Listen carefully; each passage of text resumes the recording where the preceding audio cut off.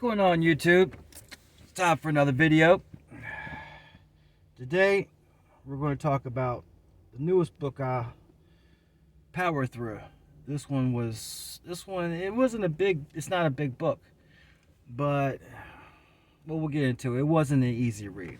It really wasn't. And I got into the book thinking that it was going to be something that it wasn't. All right. Sometimes I can be a little bit oblivious. This book was given to me. A friend of mine was moving out, and he didn't want to take all his stuff with him, so he was just giving all kinds of stuff away. I got some good stuff off him, some good tools. But he was getting rid of his books, and he had a few books he wanted to keep, and the rest of them he was just tossing. So he's like, hey, you want some of these books? And I'll flip through them. Most of them I didn't want. I was like, oh, this looks like a pretty good one.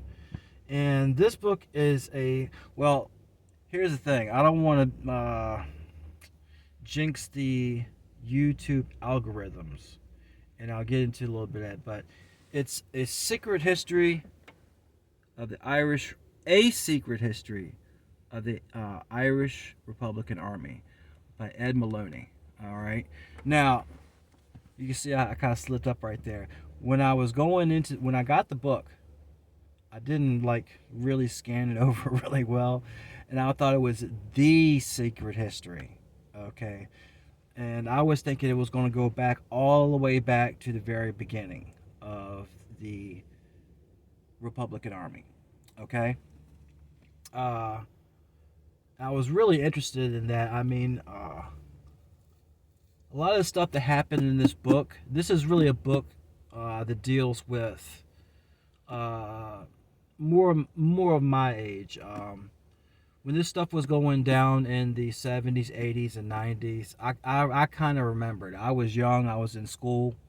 I was in high school, and I graduated high school when the peace process was actually going down. I remember looking at the news, and Bill Clinton was meeting with Jerry Adams, and they were talking about Sinn Féin. I'm like, who is Sinn Féin? What is this Sinn Féin business? I didn't really understand it at the time, but I do remember that. And they had what they called the Troubles when these guys were setting off things to go all over Britain and Ireland, Northern Ireland particularly, and it was just pandemonium. It wasn't really like the stuff that we're accustomed to now on a much grander scale. It was kind of like small stuff, but it was, a whole bunch of people got hurt, and it went on for 20 something odd years. And I made some highlights again. All right. And one of the things you realize about this book is there's a whole lot of different factions going on.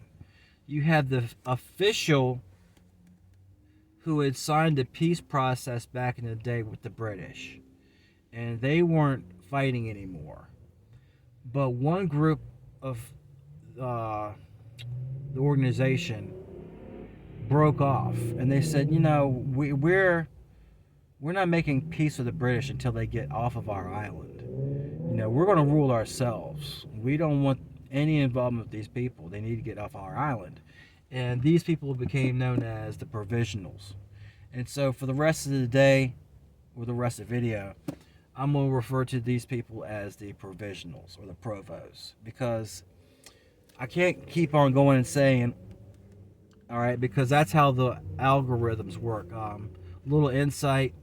For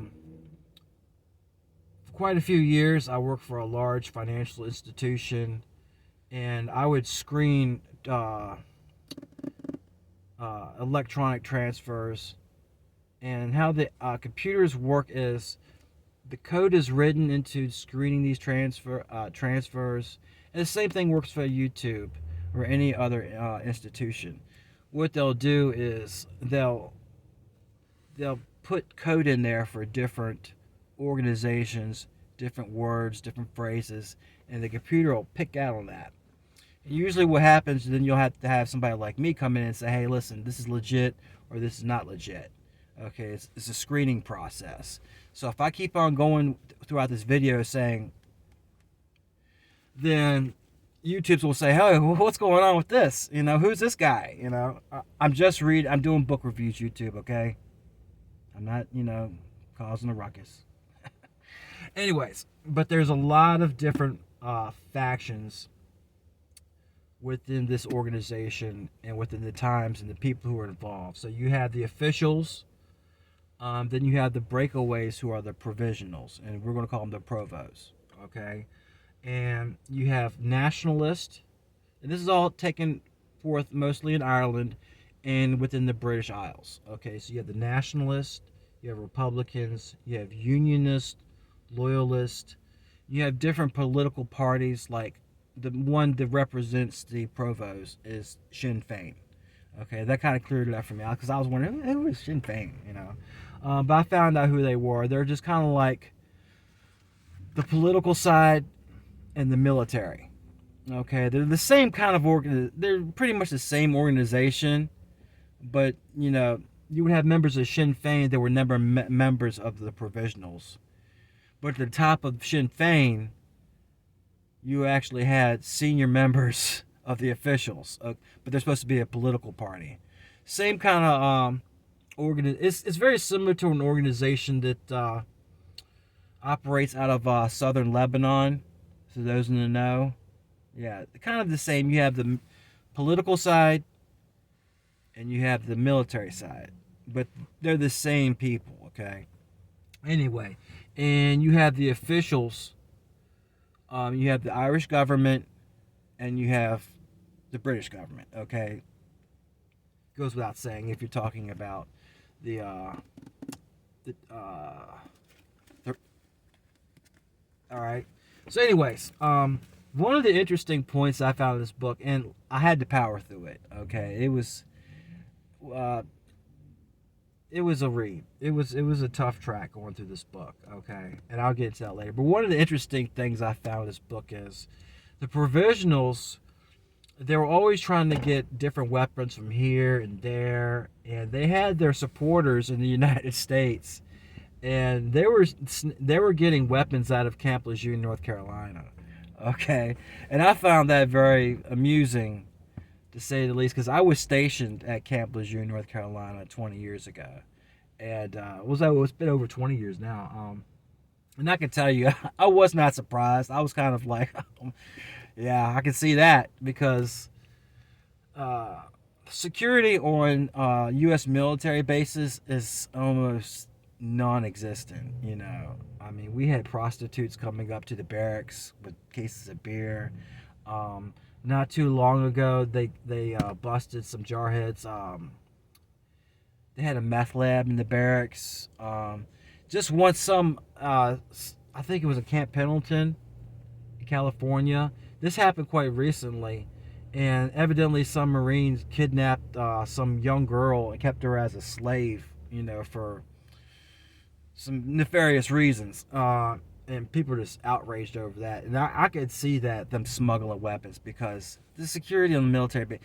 People, if you think American military bases are kind of like bastions or fortresses, impregnable fortresses, no, they're not. The security is, it's nothing, right? I mean, you can sneak onto one and get weapons out. And they were doing it with people on the inside. They weren't actually breaking into the base. They were just fudging the paperwork and getting the stuff out. And I thought that was, I was like, yeah, I can see that.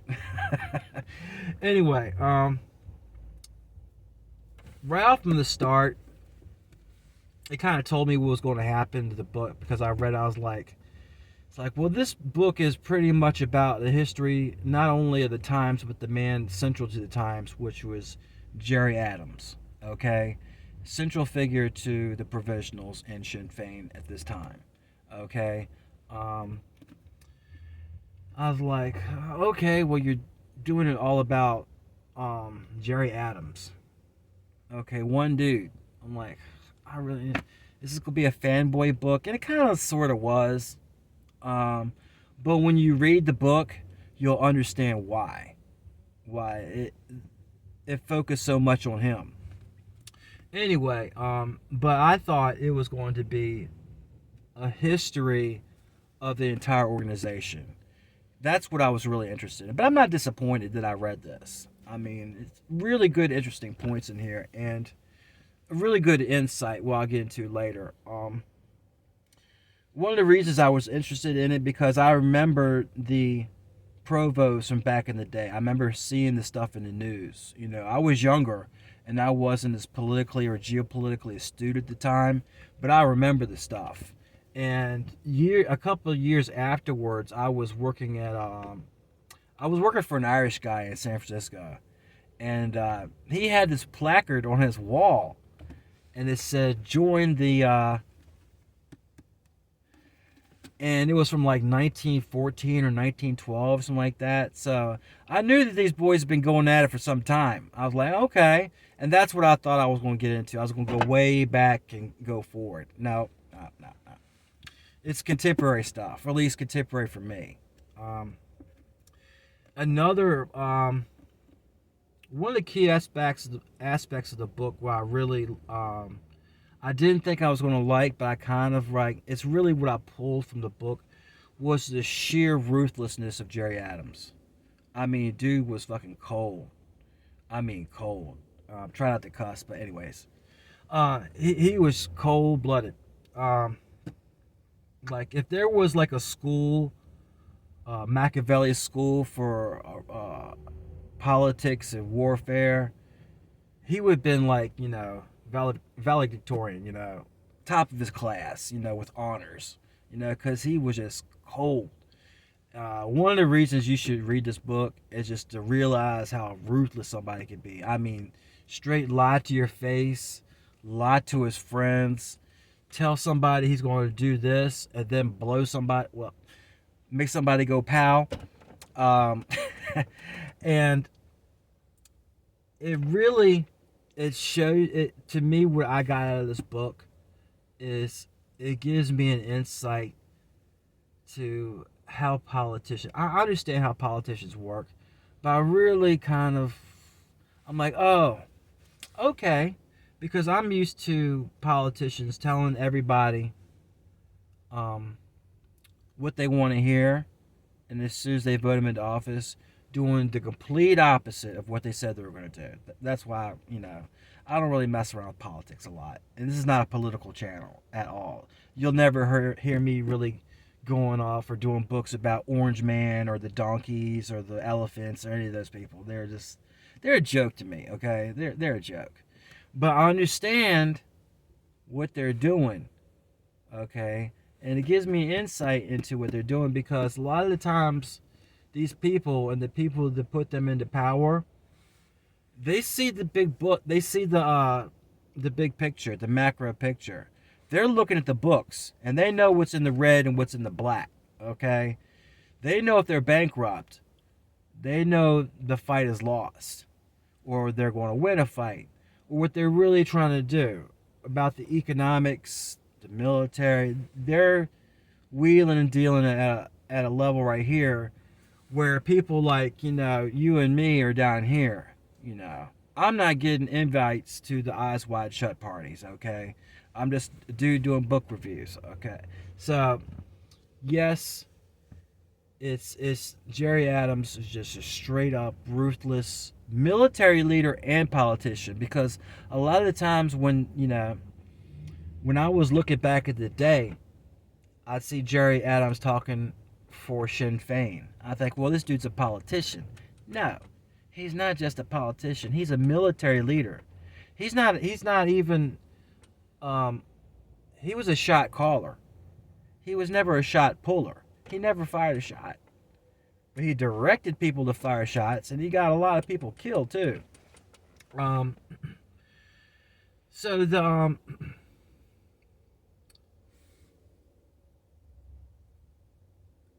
winding down the book, it was a slug at times. It was a real slug.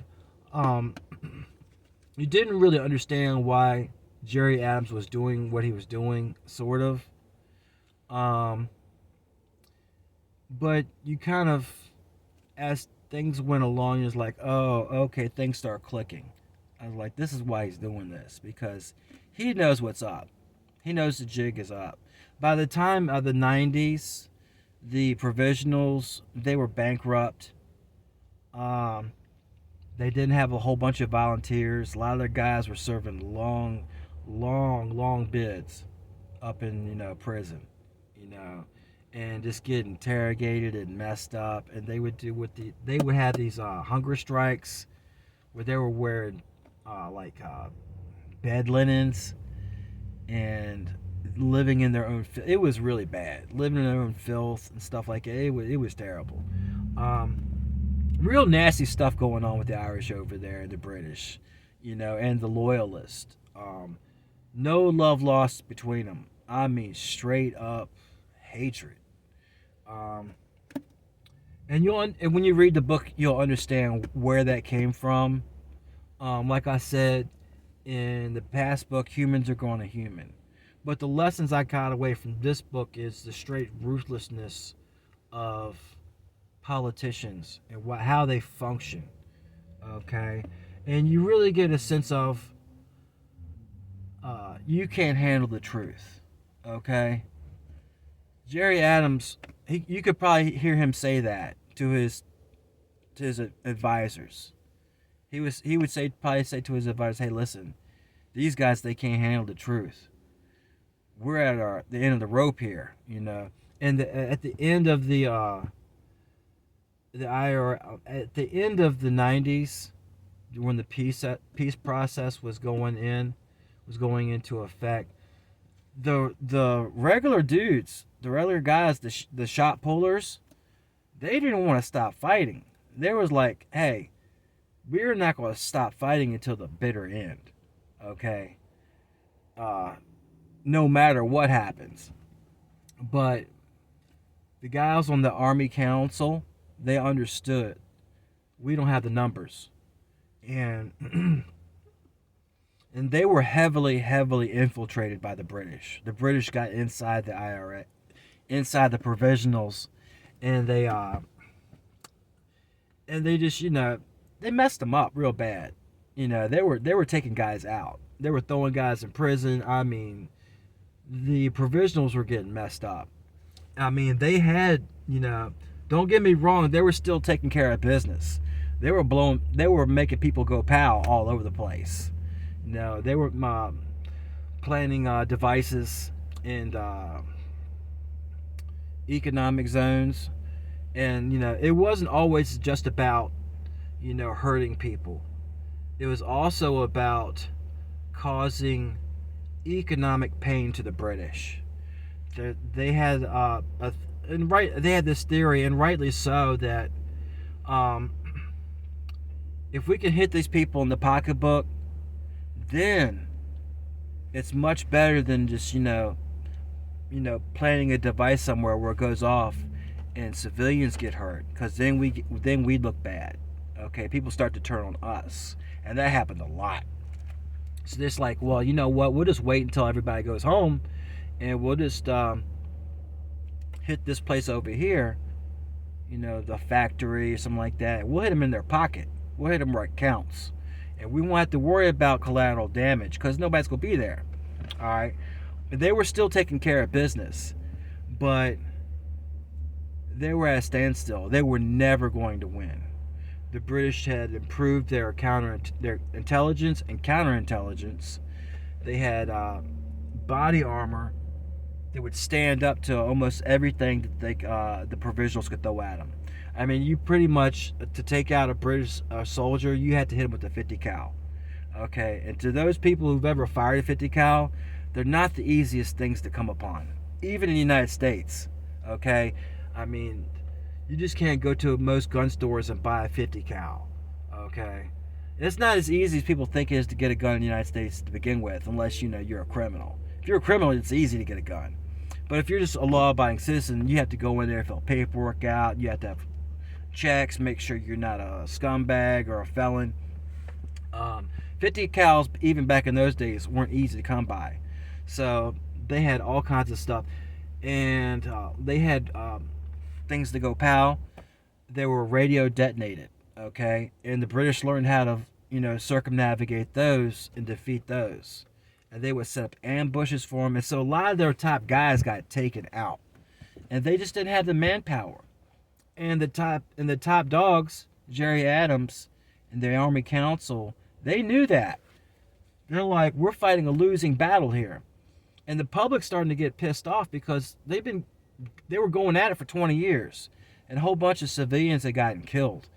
And, people just minding their own business, and all of a sudden, kaplooey, kids, old ladies,